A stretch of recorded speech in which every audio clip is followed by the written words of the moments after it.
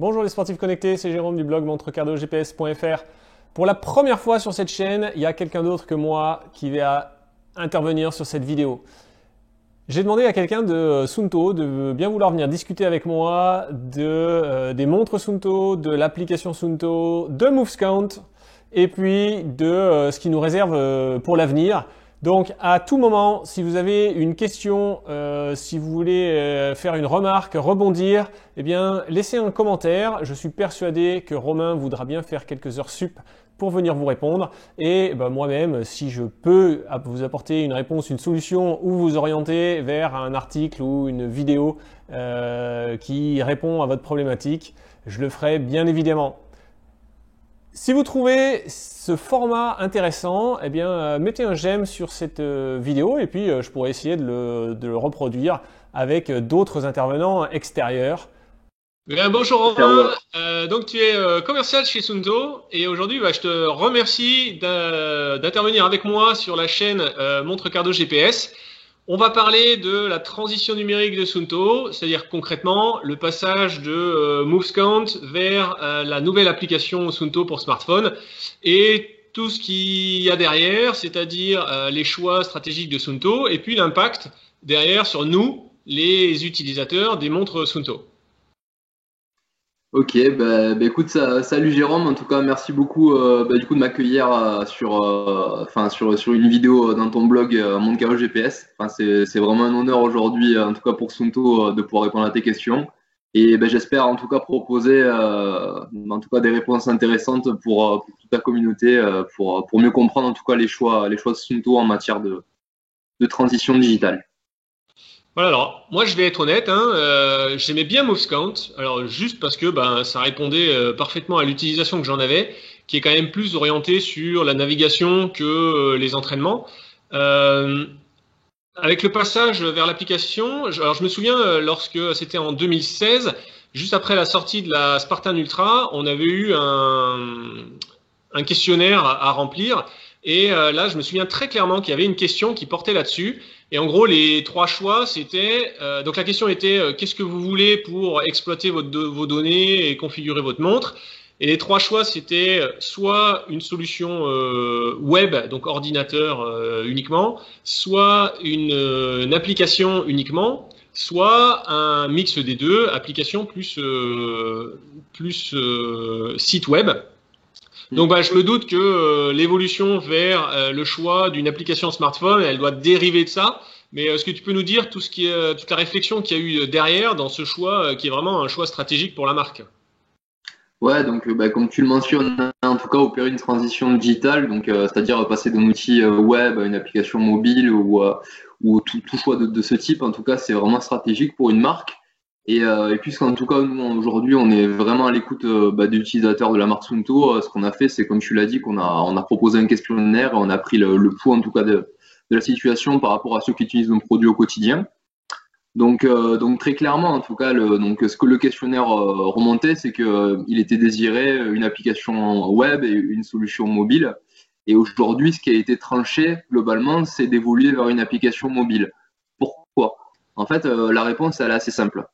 Aujourd'hui, j'ai envie de faire l'analogie avec une maison. Une maison, on peut essayer de la retaper. Mais on va dire que si les fondations sont instables, on n'arrivera pas à faire des merveilles. Il va falloir tout redémarrer depuis zéro. Pour une application web, c'est globalement la même chose. Aujourd'hui, MovesCount était une plateforme web qui a été créée globalement en 2011, au moment de la sortie de Lambit. Donc 2011, dans le milieu du développement Internet, c'est finalement une éternité. Et il n'était pas forcément judicieux de se dire, on essaye de l'améliorer petit à petit, alors même qu'aujourd'hui, en fait, on constate que l'utilisateur évolue vers un outil qu'on a globalement tous dans notre poche, à savoir un téléphone mobile. Donc là, l'idée, c'était de se dire, plutôt que de construire, on va dire, d'améliorer un site internet au rabais et de pas pouvoir se connecter à des services tiers, faire de l'analyse, plein de choses comme ça, on a décidé en fait de se concentrer sur l'application et de développer des nouveaux services. Voilà. Par contre, donc j'imagine qu'on en reparlera plus tard dans la vidéo, on ne laisse pas pour autant tomber le site web et le site web ne disparaît pas. Il garde des fonctionnalités en tout cas minimales. Voilà. Ouais, alors du coup, En tout cas, actuellement, l'application, elle évolue depuis 2 ans, mais on ne retrouve pas encore toutes les fonctionnalités qu'il y avait sur MouseCount. Et notamment, est-ce que tu peux nous expliquer pourquoi avoir laissé tomber la fonction coach et planification d'entraînement? Parce que ça, moi, c'est quelque chose dans les retours que j'ai, dans mes commentaires ou sur le groupe Je ne suis pas un héros, mais j'ai une Sunto, c'est vraiment l'item qu'on voit revenir le plus souvent, quoi. Ouais, ben en fait, concrètement, donc l'application coaching, donc ça c'était pour situer pour ceux qui, en tout cas, ne connaissaient pas ce service-là via Moscount, c'était en fait un service qui permettait à un coach de planifier des séances, de les transférer sur une montre Suunto en bit et l'utilisateur ensuite pouvait les lire et démarrer son entraînement. Voilà, à cette époque-là, il n'y avait pas de fractionné complexe, on ne pouvait pas paramétrer et insérer des entraînements, mais on pouvait néanmoins avoir son journal d'entraînement. Le coach pouvait également suivre globalement les entraînements de son athlète et lui apporter des feedbacks. Aujourd'hui, cette situation, cette solution, on a décidé de la faire évoluer. C'est-à-dire que nous, aujourd'hui, chez Suunto, on est un fabricant de montres. Donc notre ADN, c'est la conception, en tout cas, d'instruments de mesure. Faut quand même rappeler que Suunto, à la base, c'est une marque qui est née en 1936 en Finlande, qui crée des boussoles. Petit à petit, on a évolué vers les ordinateurs de plongée, ensuite les ordinateurs, enfin les montres altimètre, baromètre, boussole, les montres ABC, donc notamment la Vector, la Core, et plus récemment les montres GPS. Mais Suunto crée un instrument de mesure. Voilà. L'aspect service, donc qui est apparu avec Moscount, ça vient après. Aujourd'hui, on a un produit et un écosystème de services. Néanmoins, aujourd'hui, dans toute entreprise, il y a la notion, on va dire, de cœur de métier. Nous, notre cœur de métier, c'est vraiment cette conception de produits précis, fiables, avec de l'autonomie et des services dédiés à des sportifs, notamment sur la partie analyse. Par contre, sur la partie coaching, aujourd'hui, on constate qu'il y a un leader sur le marché, et ce leader sur le marché, c'est TrainingPeaks. C'est un Américain. Il est imité par, imité. Il y a des Français aussi qui se lancent dans le milieu, comme par exemple Nolio, que moi j'utilise à titre personnel, en tout cas, voilà, pour l'aspect planification, via le groupe d'entraînement de EP. Mais concrètement, l'idée, c'est de se dire, aujourd'hui, tout faire, c'est mal faire. Donc, on se concentre sur ce qu'on sait faire, à savoir la conception d'outils. On développe petit à petit l'écosystème avec des fonctionnalités clés et qui vont permettre à un utilisateur qui n'est pas forcément un bac plus 10 en sciences du sport, de comprendre concrètement comment progresser et comment se maintenir en forme. Et voilà. Par contre, on laisse la possibilité à ceux qui veulent vraiment pousser l'analyse un peu plus loin ou se faire suivre par un coach d'évoluer vers des applications tierces où là, la Suunto App est compatible. Voilà. Okay. Et je tiendrai juste à rajouter, mais si tu veux, on pourra approfondir ce point plus tard, qu'aujourd'hui, toute personne qui fait l'acquisition du monde Suunto bénéficie de ce qu'on appelle un value pack. Un value pack, concrètement, c'est plus ou moins un bon d'achat qui est valable sur chaque service tiers auquel on est partenaire, comme par une Suunto, par exemple, le TrainingPeaks gratuit, plus des plans d'entraînement. Ça permet de voir si l'application nous plaît, et si elle nous plaît, on va dire que c'est comme Netflix, on s'abonne et on en profite, et quand ça nous plaît plus, on se désabonne. Voilà. Ouais, alors, bon, moi j'ai un. Ce qui me pose le plus gros problème avec l'application Suunto, c'est qu'on peut appairer qu'une seule montre à la fois, et du coup, je peux pas passer facilement de la Suunto 7 à la Suunto 9. Mais bon, ça, j'imagine que j'apparais même pas dans les profils type d'usagers pour Suunto. C'est normal. En revanche, ceux qui sont le plus impactés aujourd'hui, ce sont les propriétaires d'Ambit. Et alors, dis-nous, franchement, est-ce que les Ambit sont devenus obsolètes et que fait Suunto pour les utilisateurs d'Ambit? Du coup, pour répondre simplement, non, l'Ambit n'est pas obsolète. Et je le répète, l'Ambit n'est pas obsolète, tout comme Mousecout ne disparaît pas. Donc ça, c'est vraiment un point à souligner. Aujourd'hui, tu parles d'obsolescence. Moi, en fait, j'irais totalement à l'inverse. Nous, aujourd'hui, on est contre l'obsolescence des produits. Et pour ça, je vais te citer un exemple. Une Suunto Ambit, c'est une montre qui est sortie il y a plus de 10 ans. C'est une montre que Kylian a au poignet. Aujourd'hui, à l'instant où on tourne cette vidéo, il est en train de tourner autour d'une piste et d'essayer de battre le record du monde de 24 heures. Mais avant ça, il a fait quand même pas mal d'exploits. Et en fait, concrètement, une Suunto en bit à l'époque, aujourd'hui, si nos montres, elles ont des protocoles Bluetooth ou des protocoles Wi-Fi, donc de connectivité sans fil, à l'époque, elles avaient ce qu'on appelle une connexion ANT ou une connexion en fait qui était filaire. Donc, ça nécessitait pour décharger, enfin transférer les activités, ce qu'on appelle les moves chez Suunto, vers Moscount, il fallait se connecter via un câble et ce câble ensuite envoyait les informations sur le site web, ça nous permettait de faire l'analyse. Aujourd'hui, suite à la décision, en fait, comme je te le disais tout à l'heure, de faire basculer tous les utilisateurs vers Moscount, enfin de Moscount vers la Suunto pour la partie analyse et suivi d'entraînement. Analyse et suivi d'entraînement, voilà, ça c'est la vocation de Suunto.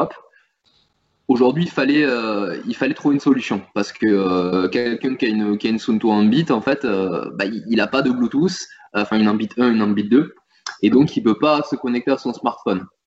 Donc en fait, le message qu'on a envoyé récemment à la communauté d'utilisateurs Suunto en bit 1, 2, c'est de se dire, écoutez, nous, on va simplement vous permettre de bénéficier de nouveaux services. Donc on va arrêter Moscount pour l'aspect suivi d'activité.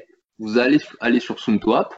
Par contre, il va simplement falloir télécharger ce qu'on appelle Suunto Link. Donc, c'est le même logiciel qui permet de mettre à jour sa montre Suunto 5, Suunto 9 Baro, ou Suunto 9 ou Suunto 3. Et en fait, en connectant votre montre à Moslink, comme si simplement vous connectez votre montre pour la décharger sur Moscount, et bien en fait, les données vont se faire envoyer sur Suunto App.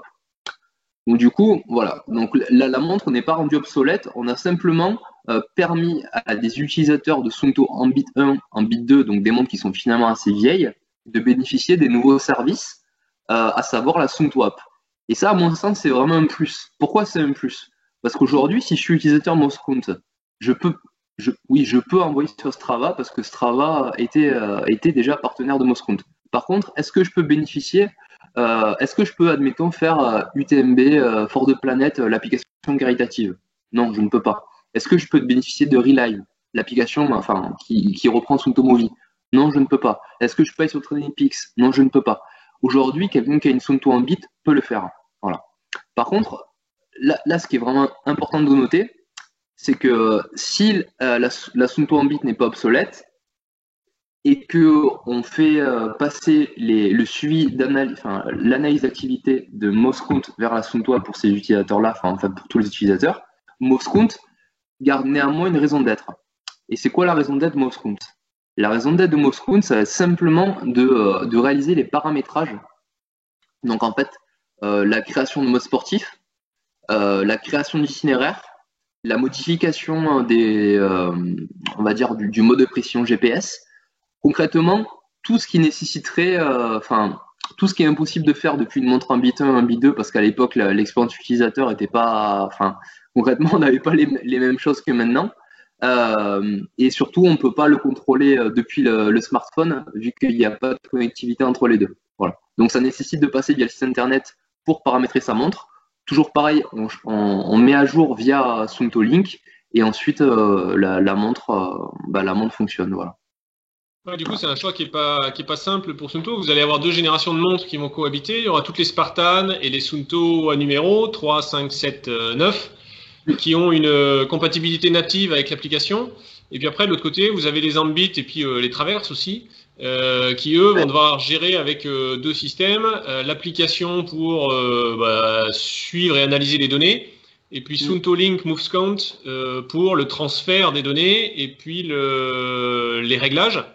Mais ça, c'est peut-être quelque chose qui a, alors à mon avis, et puis qui n'a pas été très. En fait, je pense, et là, moi, j'en suis aussi, je fais sûrement partie des fautifs. En fait, on a annoncé la fin de MovesCount, mais c'est vrai que c'est un peu déformé parce que c'est pas la mort de MovesCount. Et or, la communication sur les réseaux sociaux, les forums, etc. Et certainement dans l'article que j'ai écrit le jour de l'annonce, en fait, je pense que tout le monde a un peu trop fait un raccourci en disant Suunto MovesCount c'est fini. Alors que finalement, il y a encore plein de gens. Ça fait partie de la stratégie de Suunto. Il y aura encore des gens demain, après-demain et l'année prochaine, qui vont continuer d'utiliser MovesCount. C'est une Ouais. stratégie pérenne pour vous là de maintenir un peu cette l'expérience tous les utilisateurs de Sunto. En fait, concrètement, aujourd'hui, maintenir Moscou, c'est un service minimum en fait. Vu que les montres Sunto en bit, elles sont pas, malheureusement, du fait de la technologie ancienne, on peut pas envoyer des Oui. données vers la Sunto app. On est obligé en fait, d'utiliser une solution qui existe en fait, hein. Cette solution qui existe, c'est le câble à l'ordinateur qui envoie des données sur un serveur, mais et ce serveur qui les renvoie ensuite vers la Sunto app. Ça, donc globalement, nous, il n'y a pas vraiment de cohabitation, parce que comme je te l'ai indiqué, il y a quelque chose qui est vraiment stratégique, c'est que toute la partie analyse et suivi d'entraînement se fait dès à présent sur Sunto App. Voilà, donc ça c'est quelque chose d'uniforme. La seule chose qui va varier, c'est que si vous avez une montre Spartan, une Sunto 3, une Sunto 5, une Sunto 9 ou une Sunto 7, la connectivité elle est native, c'est-à-dire que vous avez du coup, ou une Ambi 3 pics, pardon, et une traverse. Donc là, si vous avez ces montres-là, elles ont une connectivité Bluetooth. Donc ça veut dire qu'elles vont envoyer les données vers la Sunto App. Par contre, sur un bit 1 et un bit 2, on ne peut pas faire de magie. On ne peut pas rajouter un protocole Bluetooth là où il n'y en a pas. Donc simplement, on a optimisé une solution filaire qui va envoyer les données de Sunto Link 2 vers la Sunto App. Dans les faits, ça ne change rien en fait pour une personne qui a une Sunto en bit, parce que cette personne-là, à part si elle fait partie des 0,000% de la population qui n'a pas de smartphone, euh, bah oui, effectivement, elle pourra plus analyser ces données. Par contre, si elle a un smartphone et globalement, comme c'est la majorité des cas, enfin la majorité quasiment absolue des cas, cette personne-là, au lieu de regarder ses activités sur Moscount, les regardera sur son site internet, sur l'application mobile. Et comme on disait tout à l'heure avec l'exemple de Moscount Coaching, si les données de l'application ne sont pas suffisantes, il y a toujours la possibilité de synchroniser avec des applications d'entraînement plus poussées. Et des applications d'entraînement plus poussées, il y en a un sacré nombre. Donc là, à mon sens, celle qui lie un peu tout, c'est quand même Strava. J'apprécie vraiment cette application, en tout cas, de par son aspect création d'itinéraire, aspect communautaire, aspect analyse de l'entraînement. C'est vraiment globalement tout en un. Après, voilà, comme on disait, il y a du Training Peaks, il y a du Play Sharp. Voilà, suivant le sport qu'on fait, on peut vouloir une analyse plus ou moins profonde. Nous, vraiment, Sunto, c'est l'analyse, entre guillemets, pour tout le monde, facile d'accès. J'ai un récap de mes activités. Si je veux plus, je transfère. Voilà. Ouais, ok. Et du coup, alors moi l'application, je l'aime bien maintenant que j'y suis passé. Et en fait, moi, c'est le coup de s'habituer un petit peu à une nouvelle interface, et de retrouver où sont les outils qui nous intéressent. Donc moi qui utilise beaucoup la navigation, je trouve ça super bien. Les heatmaps, ça fait longtemps que je les adore. Alors certains reprochent le fait que sur un smartphone, l'écran est plus petit. J'avais ce reproche au début. Bon, maintenant, je dois dire que bah voilà, je m'y suis complètement habitué. La dernière mise à jour là qui ajoute les cercles avec les points de départ privilégiés, je la trouve aussi super intéressante. Je l'ai beaucoup utilisé cet été en montagne parce que du coup à chaque départ de rando, on voit super bien le départ. On localise aussi très bien les refuges. Là, pour les gens qui font un peu de montagne, un peu plus haute montagne, c'est parfait parce qu'en fait le point de départ et le point d'arrivée de refuge à refuge, il est super facile à localiser. Et bon, bref, ça c'est super bien. Euh, Comment est-ce que comment est-ce que vous positionnez l'application Sunto face à d'autres applications qui sont spécialisées là-dedans, comme Open Runner ou Wikiloc, des applications qui sont vraiment dédiées aux itinéraires et à la navigation. Vous, c'est pas que ça. Et du coup, comment est-ce que vous envisagez de vous positionner face à d'autres applications? Aujourd'hui, donc là, le positionnement de Sunto, en fait, il est assez, entre guillemets, assez simple. C'est vraiment un produit et un écosystème de services. C'est-à-dire aujourd'hui, une personne qui achète une montre Sunto, elle n'a pas uniquement, comme si par exemple une Sunto 9, si on achète une Sunto 9, on peut se dire, bah tiens, j'ai de l'autonomie faire un ultra, j'ai un verre saphir, je peux aller grimper, je crains rien, j'ai une montre bodybuildée pour faire plein de choses. Non, on va dire que ça ne s'arrête pas là. Nous, ce qu'on propose, c'est vraiment un éventail de services assez large. Donc, parmi cet éventail de services, il y a la mise à jour des applications, on pourra peut-être parler tout à l'heure. Il y a également cet aspect globalement suivi, enfin traçage et suivi d'itinéraire.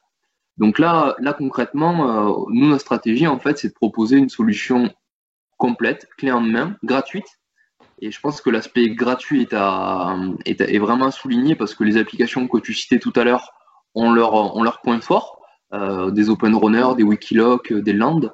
Par contre, c'est des applications qui marchent sous un modèle freemium, c'est-à-dire qu'on y accède pour une partie gratuite au départ. Par contre, les fonctionnalités un peu plus sont payantes, et c'est normal, hein, voilà, c'est un service qui est proposé, donc un service, ça se paye.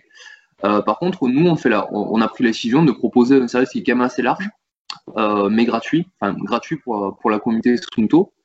Voilà, donc au-delà d'être gratuit, enfin moi je considère aujourd'hui que, typiquement je fais quand même pas mal de balades à titre personnel en montagne, des balades où j'ai besoin de tracer et de suivre un itinéraire, et en fait je trouve vraiment mon compte à 100% avec l'application Sunto.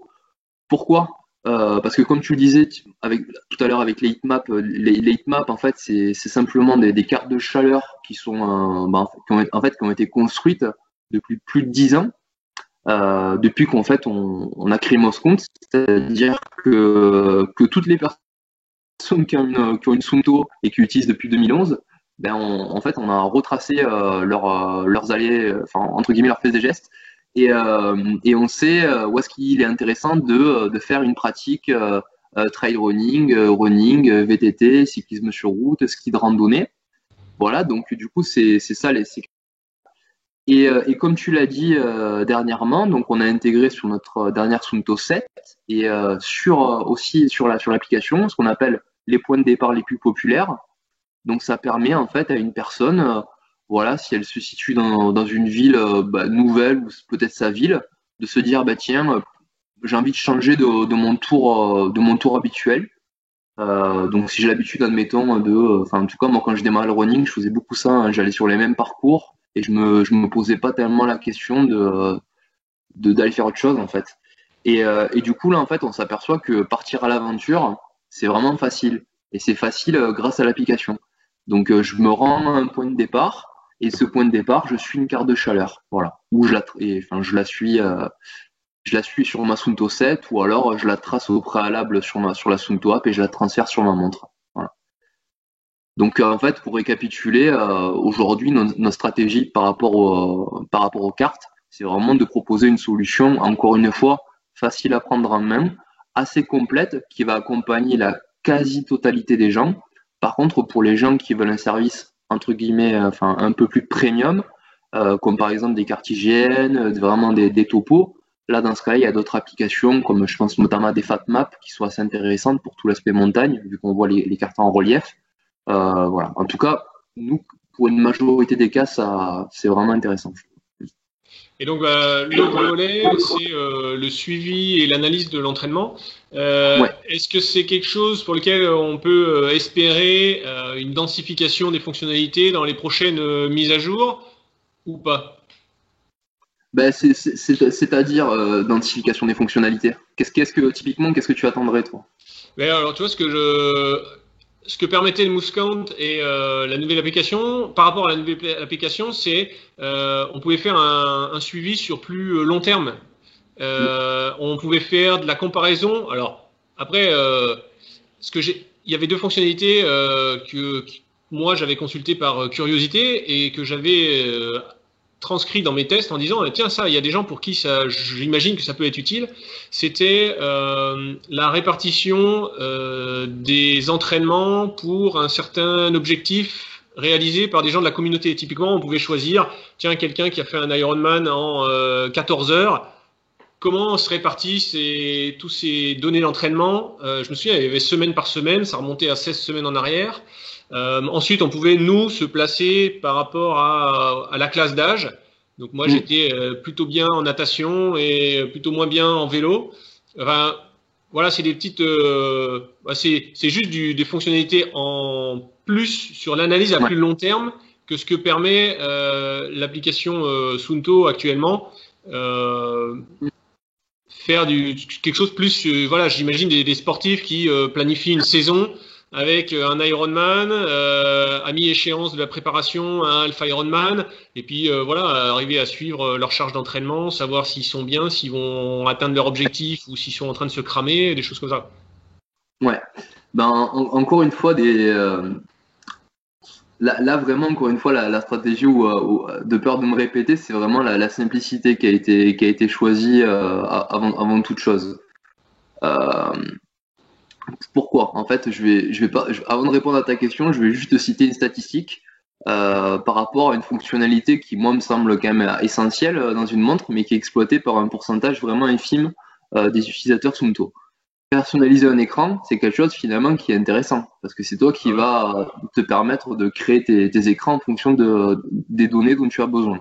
Pourtant, aujourd'hui, on constate qu'il y a 5% des gens qui ont une montre Suunto qui le font. Voilà. Et que 5% des gens. Ouais. Et 5% Ah ouais, alors que des c'est la première des fonctionnalités, sans même parler de programmation d'entraînement, personnaliser les champs de données, pour moi, c'était la première chose que les gens personnalisent sur l'utilisation sportive de la montre. Ouais, du coup, voilà. Donc, 5%. en fait, ça met simplement en perspective qu'aujourd'hui, effectivement, fonctionnalités en moins. Après, ces fonctionnalités en moins, c'est aussi potentiellement un choix de notre part. Nous, dans notre ADN Suunto, on avait des utilisateurs qu'on pouvait qualifier de geeks, de passionnés. Et on est une marque passionnelle. C'est une marque qui inspire la passion. Mais à trop proposer de choses, a priori, on peut perdre des gens. Et on peut perdre les gens qui ont besoin de fonctionnalités un peu plus basiques. Donc effectivement, depuis les montres en bit jusqu'au Manto Spartan et maintenant la gamme qu'on appelle S3, S5, S7, S9, on a quand même, on va dire, fluidifié et facilité l'utilisation des données. Mais c'est vraiment, encore une fois, pour permettre aux gens d'avoir les meilleures expériences possibles.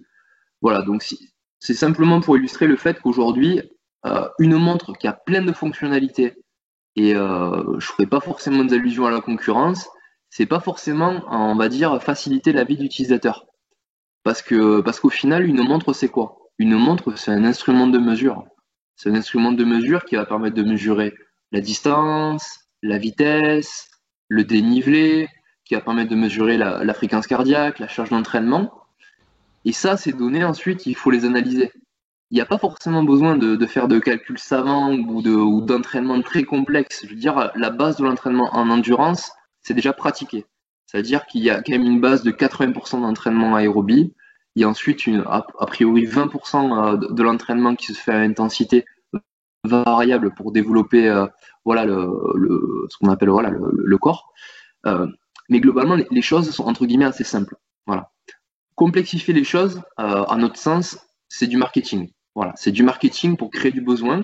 Mais nous, en tout cas, on a envie de rester en phase avec nos valeurs, de se dire que ce qui est important aujourd'hui, c'est d'avoir une montre au poignet qui va mesurer ce dont on a besoin, donc personnaliser ses écrans, accéder à des données faciles à comprendre, comme un journal d'entraînement. J'ai réalisé tant d'heures cette semaine, tant d'heures dans le mois, tant d'heures dans l'année. Je peux comparer par rapport à l'année N-1, N-2 et planifier N+1. Idem pour la distance, le kilométrage, le dénivelé. Par contre, ensuite, comparer d'une sortie à l'autre, effectivement, je te rejoins que c'est intéressant. Qu'une personne qui rentre dans une démarche de progression, d'entraînement avec un coach, oui, effectivement, de comparer les séances à une autre, ça a du sens. Par contre, ça concerne malgré tout qu'une partie, on va dire, pas minoritaire, mais une partie quand même niche de tous les utilisateurs. Donc, encore une fois, ce service-là, nous, c'est pas notre vocation de le proposer à l'instant T. Mais c'est la vocation des services tiers. Et c'est pour ça qu'on laisse le choix, en fait. Se dire, on centralise tout sur la Suunto App. Par contre, si vraiment vous voulez creuser tout cet aspect analyse de l'entraînement, vous pouvez le faire. Il n'y a rien qui vous en empêche. Par contre, nous, c'est pas ce qu'on souhaite faire passer avec la Suunto App. Voilà. Enfin, j'espère qu'en tout cas, c'est clair et que c'est compréhensible par l'utilisateur. Hein. Ouais, alors, justement, depuis le début, là, tu as pas mal abordé un aspect qui, à mon avis, est l'aspect le moins connu de la Sunto App. C'est en fait tout l'écosystème de partenaires que vous avez rassemblé et qui ont une synchronisation automatique. Alors, il y en a des très connus parce que on retrouve ces Relive qui permet de retrouver les Sunto Movies qu'on connaissait sur Moscount.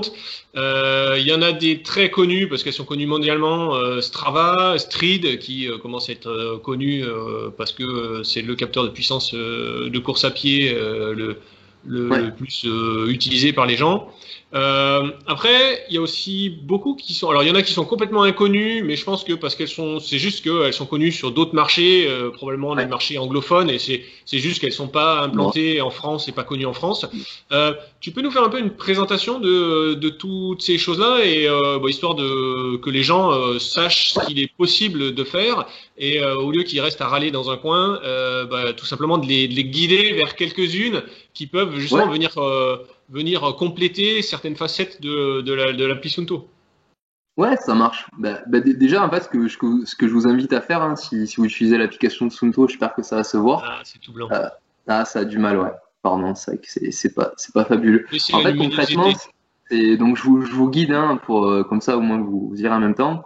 C'est d'aller dans la Sunto app, d'aller dans l'onglet profil services connectés. Et là, vous accédez en fait à la liste de tous les services connectés, donc les applications tierces qui proposent en fait un lien API. C'est-à-dire que les données vont directement se décharger vers l'application si vous le choisissez. Donc en fait, parmi les applications partenaires, aujourd'hui, on a les applications Star que tout le monde connaît, que j'ai déjà cité au préalable, en tout cas aujourd'hui, à savoir un Strava. Un Strava qui est l'application communautaire par excellence, où je pense que tout le monde connaît ce que c'est un com, la chasse au com, voilà, se tirer la bourre un peu entre copains, tracer d'itinéraires, suivre des pros. Enfin, moi, j'aime beaucoup aussi cet aspect-là de pouvoir voir un peu l'entraînement de personnes qui nous inspirent pour potentiellement s'inspirer, se dire tiens, j'ai un copain qui a fait, admettons, cette boucle-là. J'ai envie de télécharger son itinéraire et partir à l'aventure. Donc ça c'est possible avec un Strava qui est vraiment, qui est un peu, on va dire, le multi-tool en fait de l'application, en tout cas aujourd'hui mobile pour le sportif d'endurance. Et aujourd'hui, donc du coup, Strava c'est une application freemium, donc il y a des fonctionnalités gratuites et payantes. Nous, on propose comme je le disais tout à l'heure, un utilisateur Sunto de bénéficier d'un value pack, donc de tester pendant 2 mois, 60 jours Strava. Et si ça lui plaît, il peut s'abonner. Voilà. Concrètement, ça marche comme ça. La deuxième application Star, on va dire que je vais plutôt les regrouper, c'est Training Peaks qui est assez connu dans le milieu anglophone, dans le milieu triathlète. Nolio qui est le français, qui est très très bien. Également PlaySharp. Et une application que moi je vous conseille tout particulièrement, qui est développée en open source et qui est vraiment exceptionnelle pour tout l'aspect analyse d'entraînement et qui est gratuite. Ça s'appelle Quantified Self. Donc Jérôme, si tu veux, tu pourras mettre le lien en tout cas de ce site. Dans la description, je les mettrai par bloc. Ouais, et en fait cette application, donc Quantified Self, elle a été développée par Dimitros. Donc en tout cas c'est une personne vraiment passionnée d'analyse d'entraînement qui voulait en fait simplement créer un service qui lui parle et aujourd'hui à mon sens c'est vraiment l'application l'application internet la plus aboutie en matière d'analyse d'entraînement. Typiquement on peut même aller jusqu'à analyser où est-ce que se situe le GPS au-dessus de notre tête via ce qu'on appelle EPHV. Donc typiquement pour les plus passionnés d'entre vous qui souhaitent savoir si vous allez en forêt, est-ce que vous perdez le GPS, pas le GPS, que vous voulez faire des tests entre des montres, j'imagine que Jérôme tu utilises peut-être cette application pour tester tout ça. Je vois déjà une petite idée d'application. Ouais. Donc tout ça en fait ça c'est gratuit et c'est entièrement et ça vous pouvez en fait lier donc la Sunto app et ça. Après, comme je vous dis tout à l'heure, pour tout ce qui est, on va dire, analyse d'entraînement vraiment pure, donc Nolio, Training Peaks, vous pouvez tester en value pack et si ça vous plaît, vous pouvez vous abonner.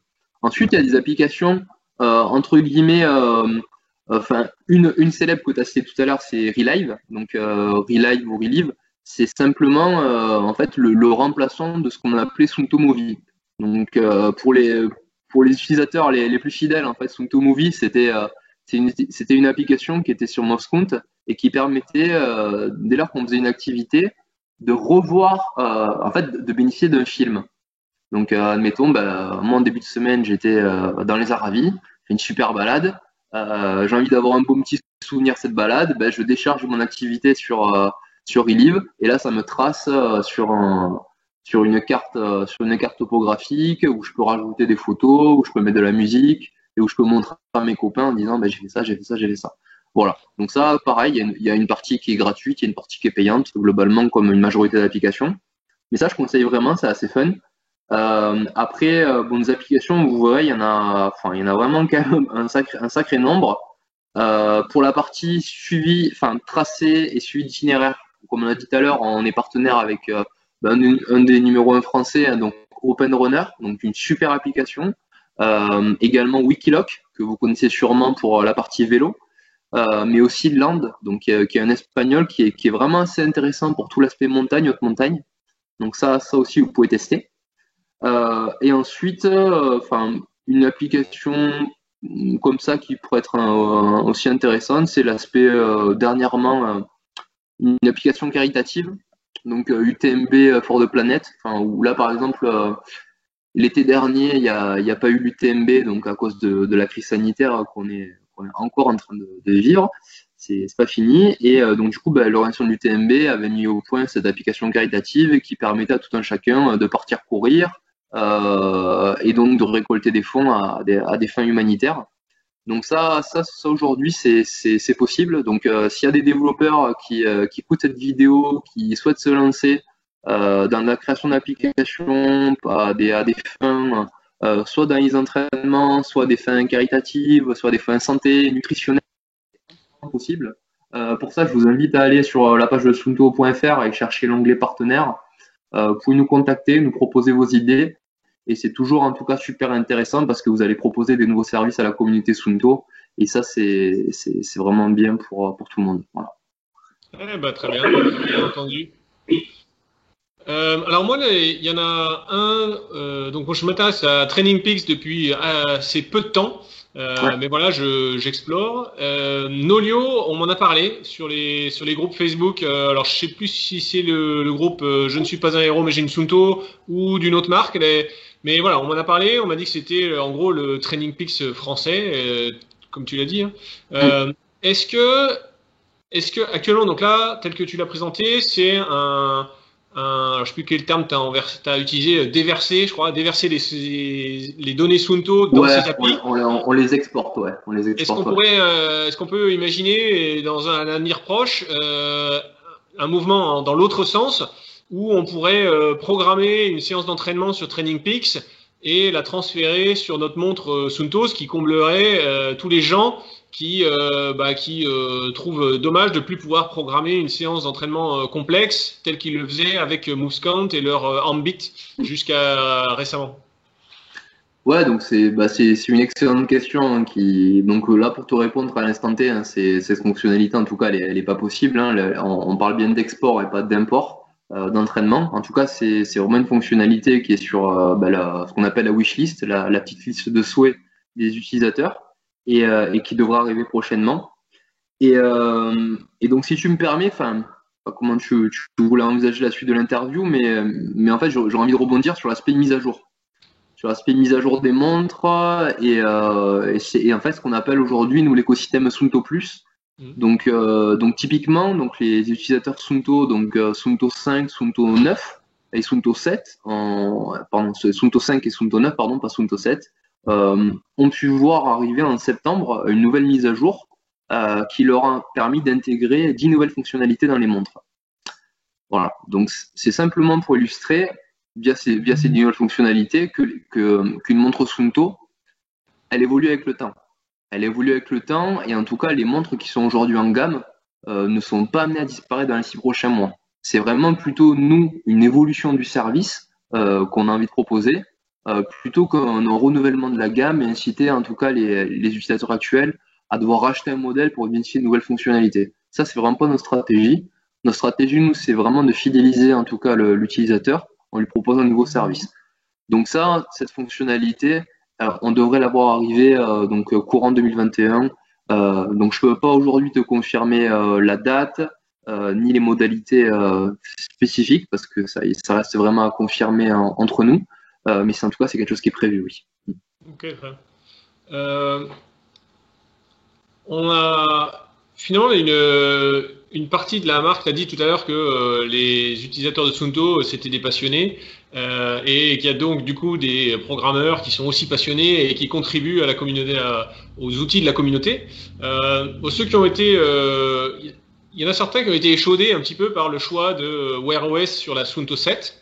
Alors d'un côté, on gagne la cartographie, ça c'est un immense bond en avant pour tous les gens qui aiment partir en montagne. D'un autre côté, on perd en autonomie, ce qui ajoute des petites contraintes quand on part sur plusieurs jours. Alors moi, c'est pas pour autant, moi au contraire, je défends l'utilisation de la Suunto 7 en outdoor. Parce que je l'ai expérimenté cet été sur 15 jours de montagne, dont quelques 4000. Et finalement, bon, ça impose de prévoir la contrainte de l'autonomie. Donc j'avais embarqué une petite batterie externe et je la rechargeais le soir en refuge. Est-ce que tu peux essayer de nous préciser un peu le public ciblé par chacune de la série S? Parce que je disais les Suunto à numéro, mais la série S, ça sonne mieux. Donc de 3 à 9. Ouais, bah, si vous voulez, ouais, concrètement. Donc en fait, cette série S, hein, elle a vraiment en tout cas une signification. Donc vous l'aurez certainement remarqué que ça fait 3, 5, 7 et 9. Et en fait, dans l'idée, c'est que chaque numéro, donc 3, 5, 7 et 9, correspondent à en fait un profil d'utilisateur. Voilà. Donc aujourd'hui, la Suunto 3, donc c'est vraiment une montre en fait qui va cibler ce que nous on appelle une personne qui a envie de se maintenir en bonne santé. Voilà. C'est-à-dire une personne qui a envie de se maintenir en bonne santé, c'est une personne qui a envie de compter ses pas, qui a envie de se définir un objectif de marche à la journée, qui a envie potentiellement de suivre un cours de gym en visioconférence comme on fait actuellement, qui a envie de compter le nombre de calories qu'elle brûle en une journée, et peut-être à l'occasion aller faire un tour de vélo avec la famille ou avec les copains, et potentiellement aller faire un tour de course à pied. Mais du coup, cette montre-là, donc on voit bien que son élément central, c'est l'aspect tracker d'activité, se dire je veux savoir comment mon corps en fait fonctionne, mais par contre la dimension GPS n'est pas primordiale. Donc on va dire c'est montre cardio, mais pas GPS. Donc l'idée c'est que la Suunto 3, c'est une montre qui n'embarque pas de puce. Par contre, on peut la connecter en GPS via une application mobile. Donc ça, je le répète, c'est pas une montre de running. Si vous voulez courir, vous pouvez le faire. Par contre, il faut le téléphone. Et aujourd'hui, si on est dans une démarche entraînement, c'est-à-dire qu'on veut connaître sa vitesse, sa distance, son dénivelé, ça peut être rébarbatif de faire ça. Donc en tout cas, moi, je la conseillerais plutôt pour une personne qui veut se maintenir en forme, qui n'a pas forcément envie d'acheter un bracelet connecté en plastique qui est pas forcément, enfin on va dire au goût de tout le monde en termes de beauté, enfin pour parler simplement, mais qui a envie d'une belle montre avec un design scandinave comme on a l'habitude de proposer chez Suunto à un tarif accessible. Donc si tu veux si tu veux qu'on parle de l'aspect prix, en tout cas c'est aujourd'hui donc on a un moment de Black Friday donc c'est aux alentours de 159 euros. Après, en temps normal, la montre est proposée à 229 euros. Voilà. Donc c'est globalement un budget, on va dire, plus réduit que pour une montre GPS classique. Ensuite, on passe sur ce qu'on appelle la montre la Suunto 5. Donc là, la Suunto 5, donc j'en ai pris deux pour illustrer. Donc c'est vraiment la montre, on va dire, entre guillemets, passe-partout. C'est-à-dire, passe-partout, ça veut rien dire, mais c'est la montre qu'on va conseiller pour une personne qui veut s'entraîner, qui veut préparer un objectif. Donc, par exemple, une personne qui habite à Annecy, ou au hasard à Paris, qui, qui a envie de préparer, admettons, le marathon de Paris, et que ça va être l'élément, on va dire, de son année. Donc c'est pas forcément une personne qui vit pour le sport. On va dire que c'est une personne qui va travailler, qui va aller boire des bières après le boulot, qui va partir en vacances, je ne sais où, avec ses amis, l'été ou l'hiver, qui va pas focuser tout le temps autour du sport, mais qui à un moment T de l'année veut se mettre et préparer un objectif. Pour ça, il faut donc faire un plan, entre guillemets, un plan d'entraînement, donc connaître sa vitesse, savoir sa distance, le dénivelé, sa fréquence cardiaque, faire du fractionné. Et ça, c'est ce qu'on propose avec la Suunto 5. Voilà, donc c'est une montre GPS, altimètre, mais qui n'intègre pas de baromètre. Voilà, donc on va plutôt la conseiller pour une personne qui vit en plaine et qui fait pas forcément de la montagne. On reviendra tout à l'heure sur le fait de qu'est-ce que faire de la montagne et ne pas faire de la montagne.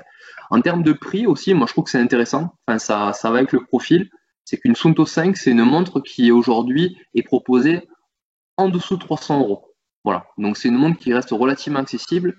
249 euros en ce moment, un prix de base à 329 euros. Voilà. Donc on est quand même sur une montre qui va convenir à quasiment tout le monde. En fait, qui pourrait convenir à tout le monde globalement, dans les faits. Par contre, si on veut des fonctionnalités en plus, il va falloir monter en gamme et c'est ce qu'on va parler ensuite. Voilà. Ensuite, je vais juste enchaîner sur la Suunto 9 avant de parler de la Suunto 7. Si je disais que la Suunto 5 peut convenir plus ou moins à tout le monde, je pense que parmi les gens qui vont voir cette vidéo, il y en a qui sont soit qui ont une activité très engagée, soit des gens qui vivent à travers le sport. Enfin, moi, typiquement, je me considère vivre à travers le sport parce que je travaille, mais par contre, je pense globalement à qu'est-ce que je vais faire ce soir, qu'est-ce que je vais faire ce week-end en nature, c'est quoi la prochaine expédition avec les copains ou la prochaine course. Enfin, globalement, aujourd'hui,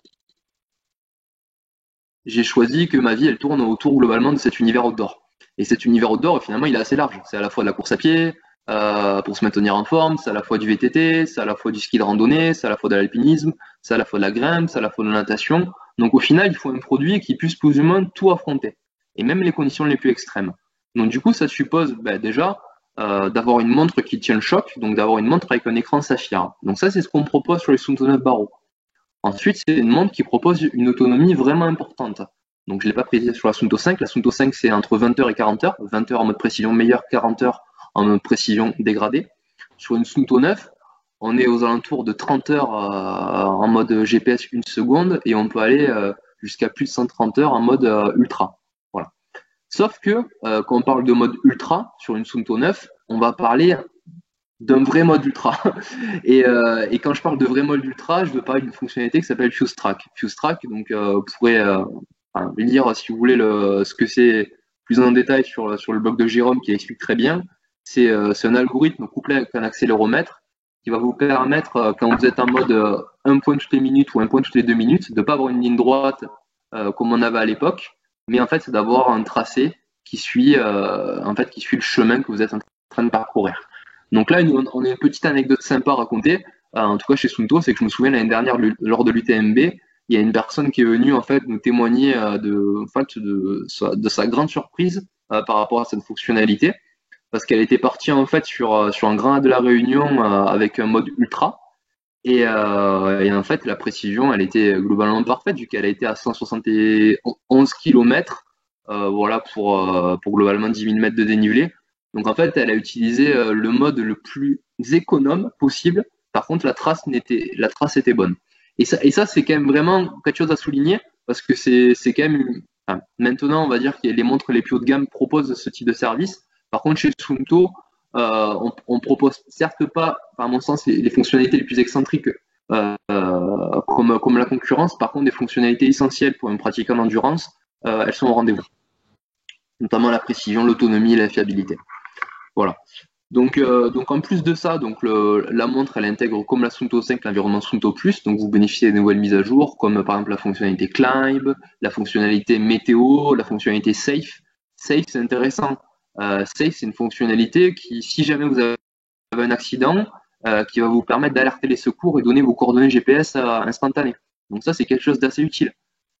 ça existait déjà auparavant. Par contre, il fallait se débrouiller, aller dans ma position, sortir les données, savoir où c'est. Mais bon, quand on a un accident, on n'a pas forcément le temps de faire tout ça.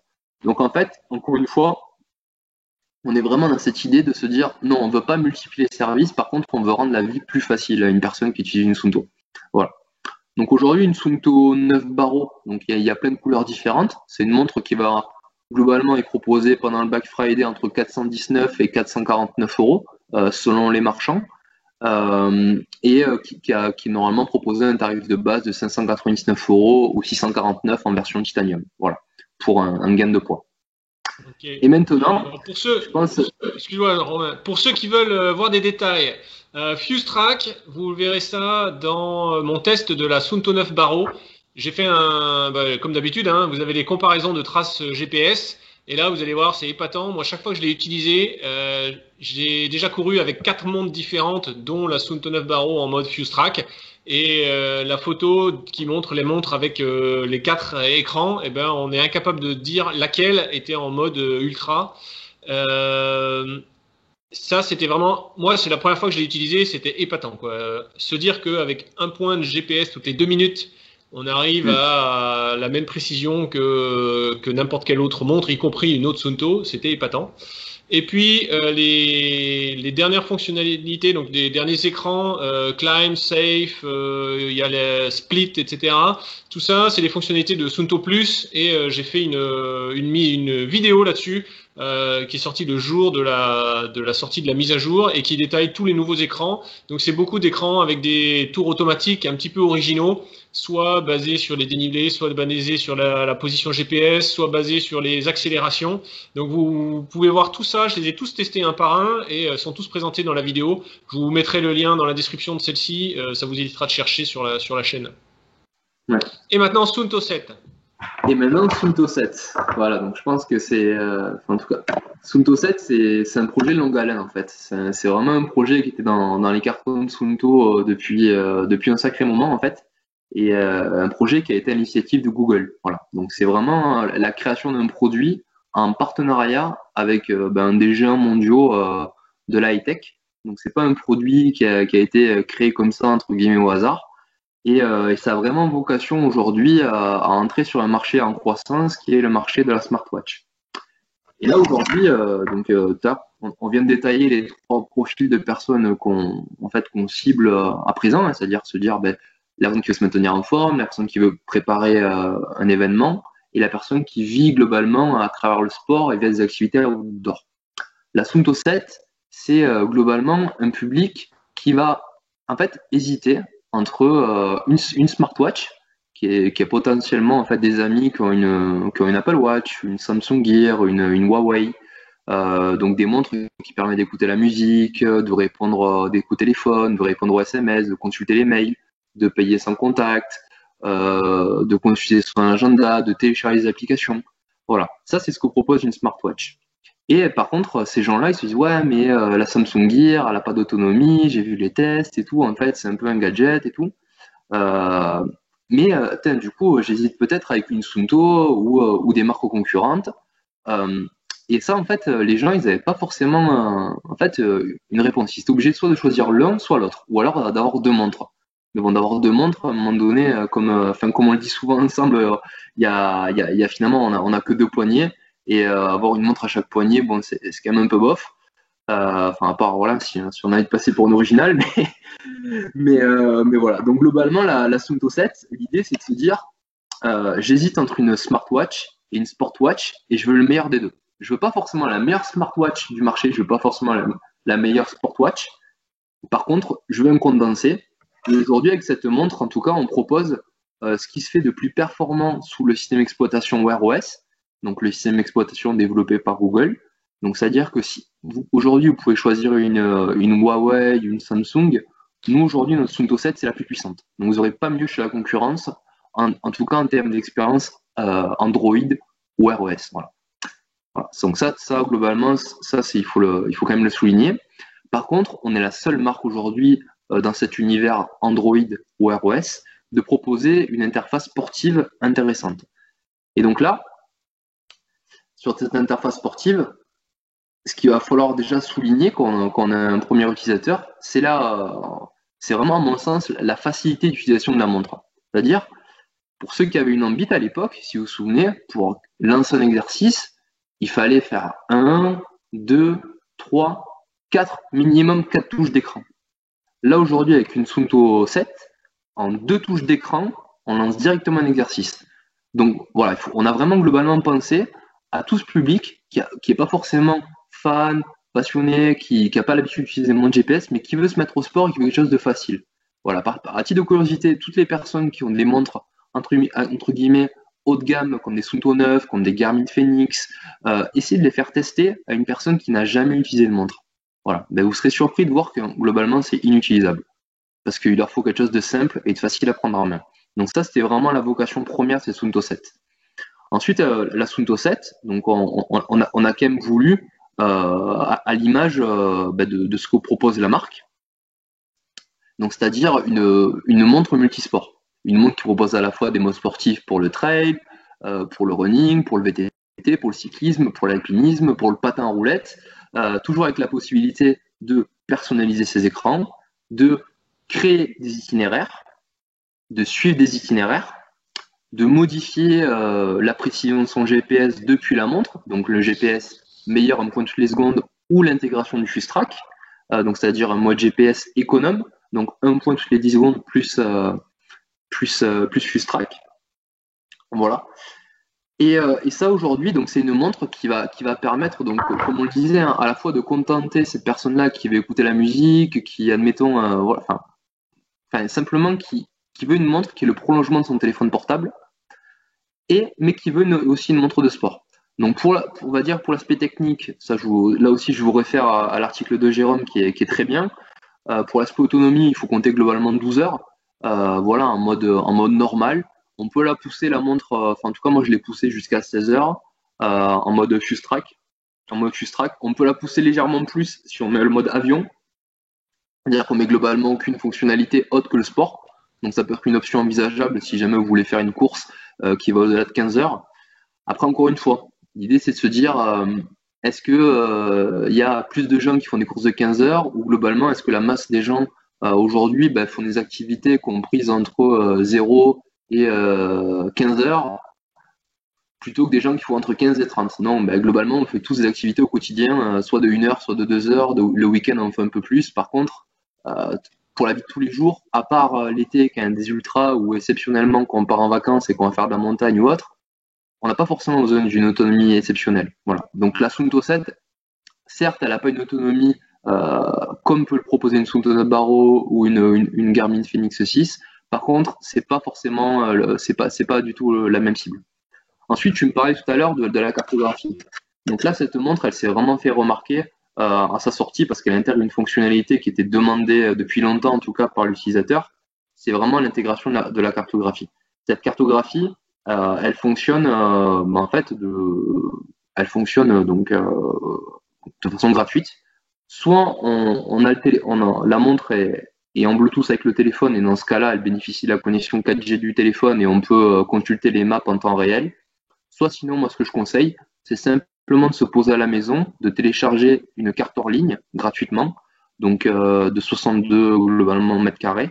Donc 62 mètres carrés, vous voyez bien hein, actuellement, hein, donc demain, donc samedi 28, on va pouvoir aller courir 3 heures dans un rayon de 20 km. Là, il faut se dire que c'est 60 km, donc vous avez quand même de quoi faire. À titre d'exemple, voilà, moi j'habite soit Grenoble, soit dans le Gard, et Grenoble, ça permet en 62 km d'aller quasiment jusqu'à Chamonix. Donc ça fait quand même pas mal. Donc on a quand même une belle plage de cartes. Et ça du coup, ça vous permet de partir en montagne sans votre téléphone. C'est-à-dire qu'il n'y a même pas besoin d'activer le Bluetooth. Vous pouvez garder la montre en mode avion, donc économiser la batterie, et vous avez votre carte. Voilà. Donc ça, pour plus de détails là-dessus, je vous invite juste à regarder l'article de Jérôme. Ensuite, le deuxième détail intéressant par rapport à la cartographie, c'est l'intégration aussi des heatmaps. C'est-à-dire que les cartes de chaleur que vous connaissez déjà sur l'application, on les a intégrées aussi à la montre. Donc par exemple, si typiquement vous êtes en nature et vous dites tiens, est-ce que j'ai envie d'aller voir si ce chemin-là y passe, c'est toujours assez intéressant de voir si quelqu'un l'a déjà fait. Je vous prends un exemple. Là, avec un collègue, on était récemment dans les Aravis. Il y avait une crête qui nous faisait envie. Bon, on savait qu'elle passait, mais à titre de curiosité, on a regardé sur la montre s'il y avait une carte de chaleur qui était déjà présente. Et effectivement, la carte de chaleur était déjà présente. Donc, on se dit qu'on va pas forcément sur un endroit vierge. Et les endroits vierges, bon, c'est pas fou. Enfin, si on est seul, c'est pas forcément le bon plan de s'y aventurer.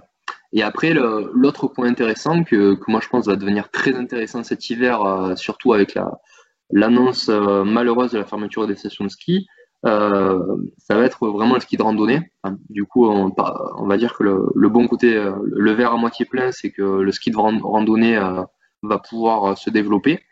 Et s'il y a des personnes qui écoutent cette vidéo qui font du ski de randonnée, ben, vous êtes sûrement au fait que quand on fait du ski et qu'on va en montagne, on fait pas du trail running. C'est-à-dire qu'il faut quand même déjà préparer son itinéraire, regarder les conditions météorologiques et pas s'aventurer n'importe où.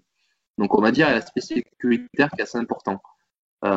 Souvent les gens font globalement plus ou moins les mêmes sorties. C'est-à-dire qu'ils se retrouvent sur un parking qui est assez connu et ils font leur sortie et reviennent. Là, l'idée, c'est que sur la partie carte de chaleur, on a intégré ce qu'on appelle des points de départ les plus populaires. Donc là, instantanément, vous pouvez également voir sur votre montre où est-ce que les gens partent habituellement pour faire du ski. Donc ça peut donner des nouvelles idées autour de chez soi ou si vous partez en vacances, et donc de partir à l'aventure dans des conditions, je dirais pas sécuritaires, parce que ça n'empêche pas de checker les conditions au préalable, mais ça permet voilà de se donner des idées, on va dire, pour partir à l'aventure. Voilà. Autre point aussi important, et je pense que j'en finirai sur l'aspect cartographie parce qu'on pourra en parler vraiment longtemps, c'est finalement c'est quoi ce qu'on appelle le layer, pardon Jérôme, le layer, c'est le calque.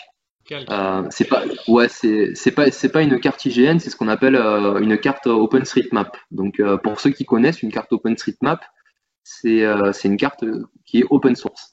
Donc du coup, c'est une carte qui est en fait améliorée par une communauté d'utilisateurs passionnés qui ajoute des itinéraires ou en supprime. Typiquement, s'il y a eu un problème, un éboulement, patati patata.